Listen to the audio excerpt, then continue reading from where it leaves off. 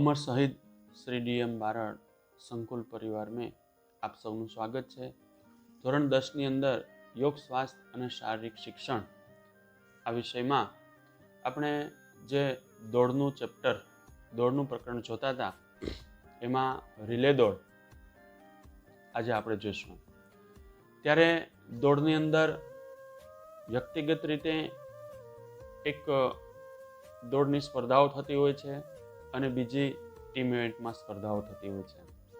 તો દોડના આપણે સમજી ગયેલા હતા કે બે પ્રકાર છે, એક વ્યક્તિગત ઇવેન્ટ અને એક ટીમ ઇવેન્ટ। ટીમ ઇવેન્ટ એટલે કે રિલે દોડ। આ રિલે દોડની આજે આપણે ચર્ચા કરવાના છે।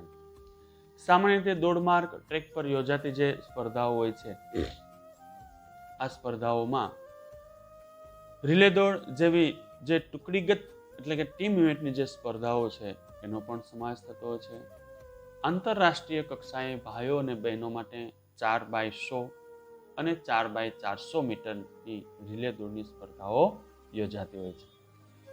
અહીં આપણે 4x100 મીટર રિલે દોડ માટે વિશેષ જાણકારી મેળવશું।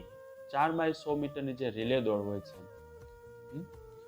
તો 4x100 મીટરની જે રિલે દોડ છે એ તમે જોઈ શકો છો એમ કે આ રીતે દોડમાં એક ટુકડીમાં 4 ખેલાડીઓ વારાફરતી 100 મીટર દોડે છે। માનો કે જે પ્રથમ ખેલાડી છે અહીંયાથી સ્ટાર્ટ લઈએ અહીંયા સુધી જે છે 100 મીટરનું અંતર થાય છે તો અહીંયા સુધી એક ખેલાડી દોડે છે, ત્યાંથી બીજો ખેલાડી અહીંયા ટપ્પો બદલાવે છે એટલે કે બેટન એક્સચેન્જ કરે છે, ત્યાર પછી ત્યાંથી બીજો ખેલાડી અહીંયા સુધી દોડે છે, આ 100 મીટરનું અંતર થાય છે। અહીંયા આ બેટન એરિયા એક્સચેન્જ જે વિસ્તાર છે એમાં ટપ્પો બદલાવે છે અને ત્યાંથી ત્રીજો ખેલાડી દોડની શરૂઆત કરશે અહીંયા સુધી, અને આ જે ચોથો ખેલાડી છે અહીંયાથી ફાસ્ટ રનિંગ કરી અને અહીંયા ફિનિશ લાઇન કરશે। તો આ રીતે જે 4x100 ની જે ટપ્પા દોડ છે આ ટપ્પા દોડ આ રીતે કરી શકાય છે। દેખો આ દોડમાં ટપ્પા બદલવાની જે ક્રિયા છે એને ટપ્પા દોડ પણ આને કહેવામાં આવે છે। જો અહીંયા બધા જે ખેલાડીઓ છે એ દોડી રહ્યા છે અને ટપ્પા એક્સચેન્જ કરી રહ્યા છે। બેટન એક્સચેન્જ જે એરિયા છે આ બેટન એક્સચેન્જ એરિયાની અંદર આ ટપ્પો બદલવાનો હોય છે।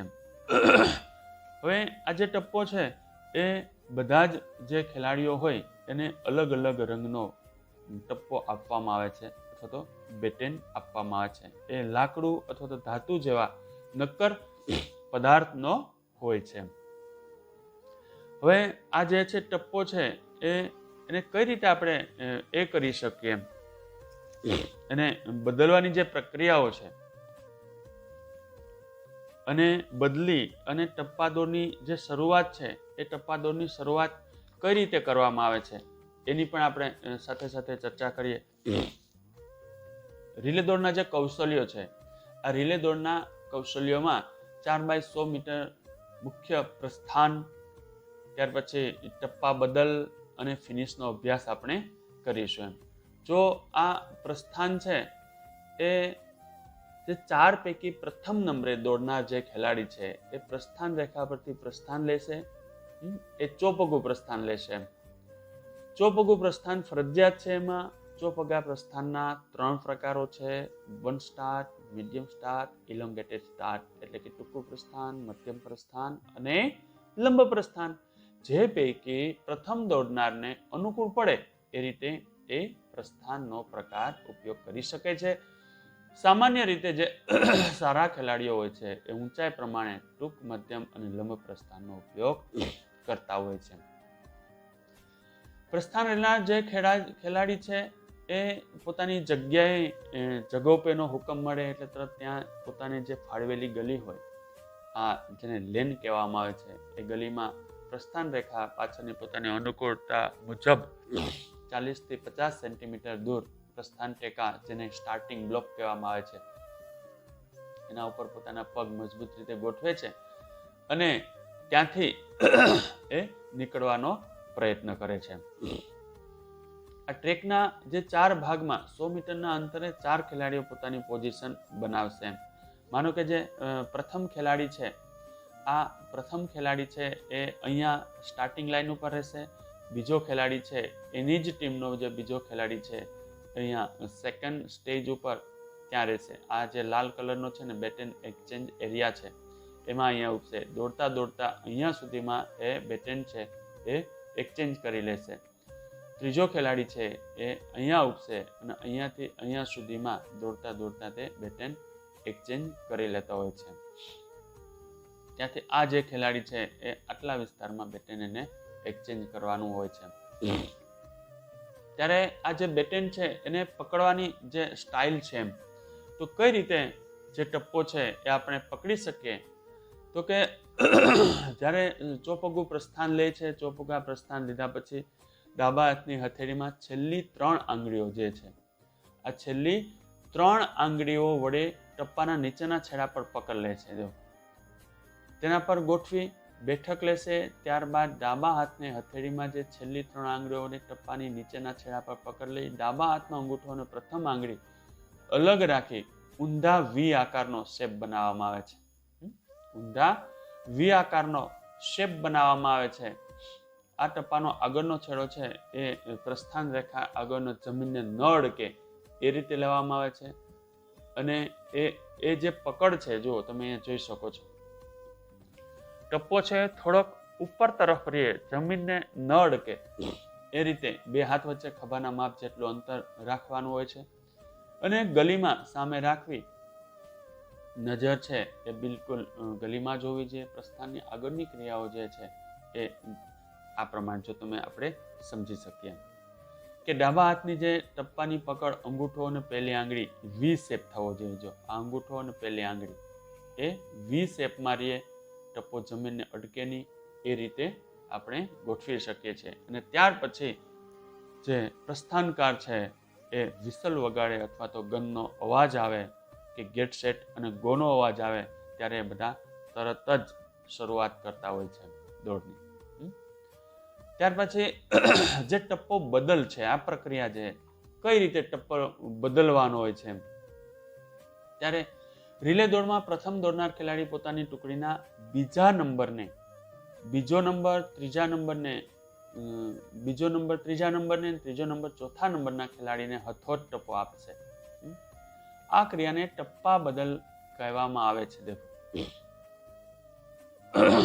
ટપ્પા બદલના જે 20 મીટરનો એરિયા હોય છે, ટપ્પા બદલ પ્રદેશ જેને કહેવામાં આવે છે, એમાં દોડવીર છે એનો ટપ્પો છે એ બદલાવી શકતો હોય છે. જો આ જે 20 મીટરનું રેડ ઝોન બતાવે છે અહીંયા, આ 20 મીટર એમાં જ 20 મીટરમાં જ અને પોતાની ગલીમાં જ જે ટપ્પો છે એ બદલવો જોઈએ.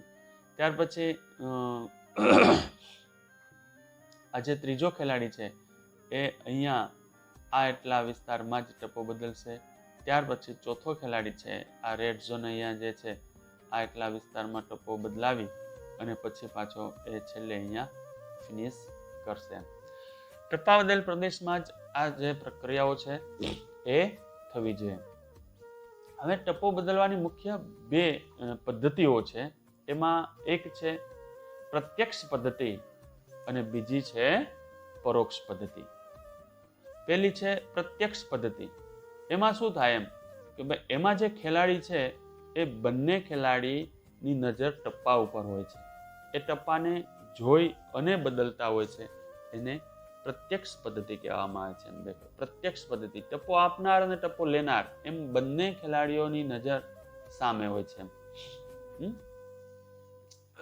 અને પરોક્ષ પદ્ધતિ છે એમાં જે પ્રથમ ખેલાડી છે એનું ધ્યાન પોતાની ગલીમાં અને દોડમાં હોય છે, જ્યારે જે બીજો ખેલાડી છે એનું ધ્યાન ટપ્પા તરફ હોય છે અને એ આગળના જે ખેલાડીને ટપ્પો ચેન્જ કરાવે છે, બદલ કરાવે છે. પ્રત્યક્ષ પદ્ધતિ એટલે કે વિઝ્યુઅલ મેથડ જે છે આ પદ્ધતિમાં જ્યારે ટપ્પા બદલ કરે છે ત્યારે પ્રત્યક્ષ પદ્ધતિ તરીકે ઓળખાવામાં આવે છે. આ પદ્ધતિમાં ટપ્પો લેનારે આકૃતિમાં દર્શાવ્યા મુજબ દોડતા દોડતા ટપ્પો લેવા પાછળ જોવું પડતું હોવાથી ઝડપ મેળવવામાં થોડોક અવરોધ પણ થતો હોય છે. ઝડપથી મેળવવામાં થોડુંક ડિસ્ટર્બ થાય છે. જોકે 4x100 મીટર રિલે દોડમાં ટપ્પો લાવનાર ખેલાડીની અંતમાં જે ઝડપ છે એ ઓછી થઈ જતા આ પ્રકાર ટપ્પો લેવાની ક્રિયા છે થોડુંક વધુ અનુકૂળ હોવાથી તેનો ઉપયોગ છે એ વધુ થતો હોય છે. ત્યાર પછી જે બીજો પ્રકાર છે જેને કહેવાય પરોક્ષ પદ્ધતિ, નોન વિઝ્યુઅલ મેથડ. આ પદ્ધતિમાં ટપ્પો આપનાર જે ખેલાડી છે, આપનાર ખેલાડી આપનારને જોઈ શકે છે. લેનાર અને આપનાર, જે આગળ જે ખેલાડી દોડે છે એનું ધ્યાન છે એ માત્ર ગલીમાં હોય છે. ક્રિયા જે ટપ્પો આપનાર ખેલાડી જોઈ શકે છે, જ્યારે ટપ્પો લેનાર જોઈ શકતો નથી. 4x100 મીટર રિલે દોડમાં આ પદ્ધતિનો ઉપયોગ વધુ થાય છે. ટપ્પા બદલની જે ક્રિયા છે, આ વખતે ટપ્પો આપનાર અને ટપ્પો લેનાર બંનેની મહત્તમ અને સમાન ઝડપ હોવાથી ટપ્પા બદલની ક્રિયા દરમિયાન ઝડપમાં કોઈ ઘટાડો થતો નથી. આ પદ્ધતિમાં ટપ્પો આપનારે ટપ્પો પસાર કરવામાં વધુ તકેદારી રાખવી પડે છે, કારણ કે જે આગળનો ખેલાડી છે એ ટપ્પો તો જોઈ શકતો નથી. એ અંદાજથી જ હાથ આ રીતે પાછળ કરે છે અને ટપ્પો લેવાનો પ્રયત્ન કરે છે, જ્યારે આ જે ખેલાડી છે એને ટપ્પો આપવામાં બરાબર સાવચેતી રાખવી પડે છે. તો આ જે પરોક્ષ પદ્ધતિ છે, આ પરોક્ષ પદ્ધતિમાં ટપ્પો લેનારની હાથની હથેળીની પોઝિશન જે છે, હાથ ટપ્પો લેવો છે તો કઈ રીતે લેવો, એની હથેળીની શું પોઝિશન હોય છે, એના 3 પ્રકાર છે. એને 3 પ્રકારમાં વહેંચવામાં આવે છે. જો એક તો કે કોળિયા પદ્ધતિ, જુઓ તમે આ હાથની સ્થિતિ છે એ તમે જોઈ શકો છો, એક કોળિયા પદ્ધતિ. બીજું છે તો કે હથેળી જમીન તરફ હોય અને ટપ્પો લેવાનો, અને ત્રીજું છે કે હથેળી આકાશ તરફ રાખી અને ટપ્પો લેવાનો. આ રીતે આપણે ટપ્પો જે છે એ ખેલાડી છે એ લઈ શકે છે. તો હવે આપણે જે કોળિયા પદ્ધતિ છે એના તરફ વિચાર કરીએ તો આ પદ્ધતિમાં ટપ્પો લેનાર ખેલાડી પોતાનો જે જમણો હાથ છે પાછળ લંબાવે છે, હથેળી જમીન તરફ અને અંગૂઠો બહારની બાજુ રહે એ રીતે રાખી અંગૂઠો અને બીજી આંગળીઓ જે સીધી રાખી અંગૂઠા અને આંગળીઓ ઊંધા વી આકાર જેવો કરવામાં આવે છે. અને ટપ્પો આપનાર ખેલાડી છે ટપ્પો લેનારના અંગૂઠા અને પહેલી આંગળી વચ્ચે ટપ્પો આપે છે. ટપ્પો જે આપે છે એ પહેલી આંગળી અને અંગૂઠા વચ્ચે ટપ્પો આપે. આ જે નાના બાળકો તથા શિખાઉ ખેલાડીઓ માટે પરોક્ષ પદ્ધતિનો આ પ્રકાર વધુ અનુકૂળ છે. એટલે અને કોળિયા પદ્ધતિ આ રીતે હાથ વ્યવસ્થિત રાખવામાં આવે છે અને ટપ્પો આપવાની જે પ્રક્રિયાઓ છે એ કરવામાં આવે છે. હવે એનો જે બીજો પ્રકાર છે તે હથેળી આકાશ તરફ રાખી હથેળી જે જમીન તરફ રાખી અને કઈ રીતે ટપ્પો આપવામાં આવે છે. તો આ પ્રકારની પદ્ધતિમાં જે જમીન તરફ જે પોતાની હથેળી છે એ રાખવામાં આવે છે અને ટપ્પો લેવાની જે પ્રક્રિયા છે એ પ્રક્રિયા કરવામાં આવે છે. એને હથેળી જમીન તરફ પદ્ધતિમાં ટપ્પો કઈ રીતે લઈ શકાય એની સમજણ આપવામાં આવી છે. ત્રીજો પ્રકાર છે કે હથેળી આકાશ તરફ રાખીને કઈ રીતે આપણે ટપ્પો લઈ શકીએ. તો આ પદ્ધતિમાં ટપ્પો લેનાર ખેલાડી પોતાનો હાથ પાછળ લંબાવશે. જો પોતાનો જે હાથ છે ને એ પાછળ લંબાવશે,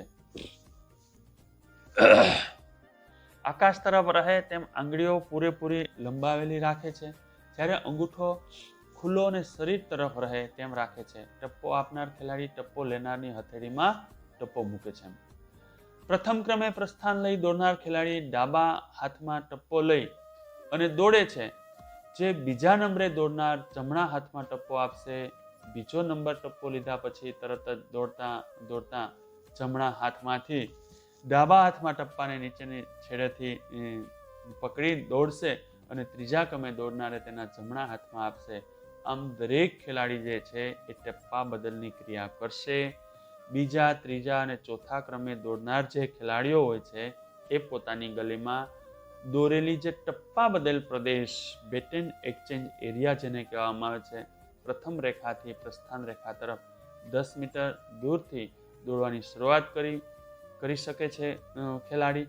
પરંતુ ટપ્પા બદલની ક્રિયા, ટપ્પા બદલ પ્રદેશ જે 20 મીટરનો ગોઠવવામાં આવે છે, આ 20 મીટરના એરિયામાં જ ટપ્પો બદલાવી લેવો ફરજિયાત હોય છે.